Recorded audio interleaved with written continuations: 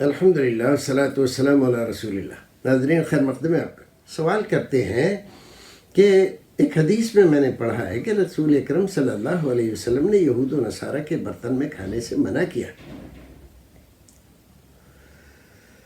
دیکھیے رسول اکرم صلی اللہ علیہ وسلم نے ہر ایسے برتن میں کھانے سے منع کیا ہے جس کی پاکی ناپاکی کے بارے میں ہمیں علم نہ ہو،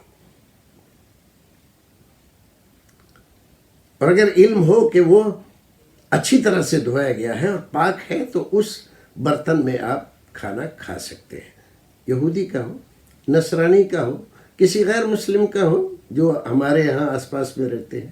لیکن اگر ان کے یہاں پاکی ناپاکی کا خیال نہیں رکھا جاتا، جیسے بعض لوگ ہیں ہمارے یہاں ہندوستان میں، وہ کھانا کھاتے ہیں اور کھانا کھانے کے بعد برتن کو وہ کتے کے آگے ڈال دیتے ہیں، وہ چاٹتا رہتا ہے۔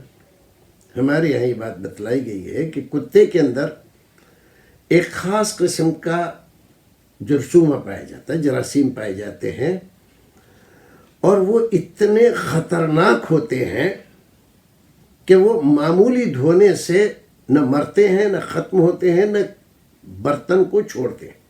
تو ہمیں حکم دیا گیا کہ 7 بار ان کو دھو اور 1 بار مٹی سے دھو۔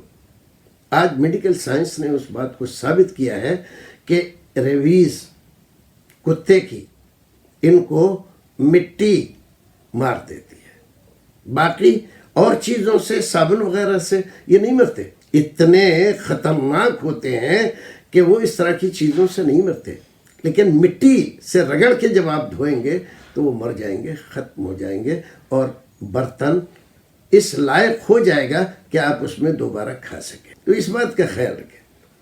یہاں ہمارے آس پاس میں رہنے والے جو لوگ ہیں، اگر آپ کو یقین ہے کہ جو برتن استعمال کر رہے ہیں وہ برتن پاک صاف ہے، تو آپ اس برتن میں کھانا کھا سکتے ہیں۔ یہود و نصارہ کے برتن میں بھی آپ کھانا کھا سکتے ہیں اگر یقین ہو آپ کو کہ وہ پاک صاف ہے۔ آپ جانتے ہیں یہود تو نہیں لیکن نصرانی خنزیر کھاتے ہیں، تو اگر وہ خنزیر کھاتے ہیں اور اسی برتن میں کھاتے ہیں اور وہ برتن آپ کو دے دیتے ہیں کہ بھئی لے آپ بھی کھاؤ، تو ظاہر ہے کہ آپ کے لیے وہ جائز نہیں ہے جب تک کہ اس کو آپ اچھی طرح سے دھو نہ لیں۔ تو ہمیں حکم دیا گیا ہم پاکیزہ رہیں، اپنے خیالات بھی پاکیزہ رکھیں، اور پاکیزہ غذا کھائیں، پاکیزہ روزی کھائیں، پاکیزہ برتن میں کھائیں، پاکیزہ طریقے سے اس کو بنائیں، تیار کریں۔